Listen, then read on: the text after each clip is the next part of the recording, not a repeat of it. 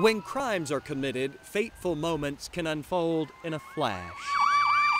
In the absence of DNA evidence, it's often up to the victims to sort through the blurry events and identify who they think was responsible.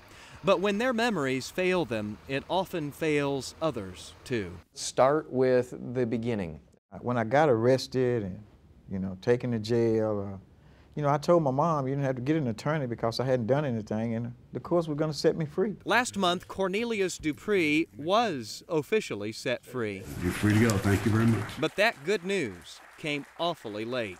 Dupree had already served 30 years of a 75-year sentence for a crime he did not commit. While he languished in prison, his parents died, the kids he always wanted were never born, and 3 irreplaceable decades of his life slipped away. Those were some prime years. Yes, I admit. The 20s, the 30s, the 40s? Yes, I admit. Your youth? Yes. Dupree was willing to lose his 50s, 60s, 70s, 80s, and most of his 90s as well. Because while he was incarcerated, he refused deals that would have let him go free if he would just register as a sex offender. 2 times you turned them down? Yes, sir, that's correct. Even if it meant you staying in for the rest of your life? That's correct. That's some principles. You have to stand by your truth. The truth, as we now know it anyway, is that Cornelius Dupree resembled the description of a suspect in a Texas rape case in the late 70s. So police picked him up and snapped his photo.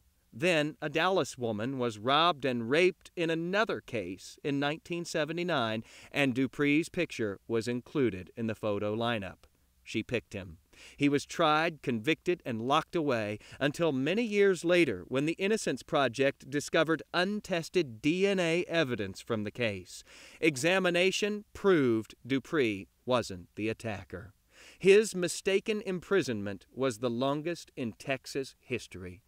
But it was also just the latest. By testing stored-away DNA, the Innocence Project has now helped to free more than 40 Texas inmates who, it turns out, didn't do the crime after all. More than any other state in the country. 75% of them have been convicted because of a faulty eyewitness identification. That's Texas Senator Rodney Ellis, who has identified misidentification as an epidemic in this state that must be remedied. He has introduced a bill this session that would create uniform standards for how photo lineups are conducted. Because as it stands now, he says, different departments across the state have different procedures, and some have no real procedures at all. I think that most people in Texas would be shocked if they call their local police department and ask, do you have eyewitness identification procedures, and can I get a copy? If Senator Ellis has his way, every police department in Texas will not only have a written photo ID policy, they'll have a good one, and the same one statewide. The senator is also trying to convince the governor to fast-track the bill by giving it an emergency designation. I really believe that she was innocent to proven guilty. It's too late for Cornelius Dupree, of course, but he applauds the effort to create a better system. The system that would minimize the chances of anyone ever being falsely accused, falsely imprisoned, and has to spend 30 years to prove their point, to prove their case. Now that his case has been proven, Dupree is just trying to adjust to life as a free man. Things have changed a lot since you went in. Yes, that's correct. It's a whole different world. Well, to see all the things that the computer does, the computer does a lot.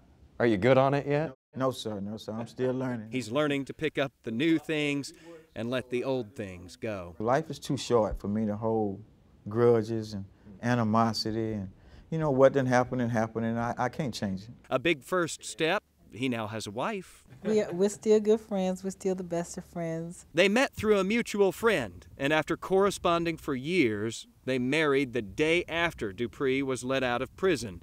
The man who lost 30 years, apparently determined not to lose a moment more.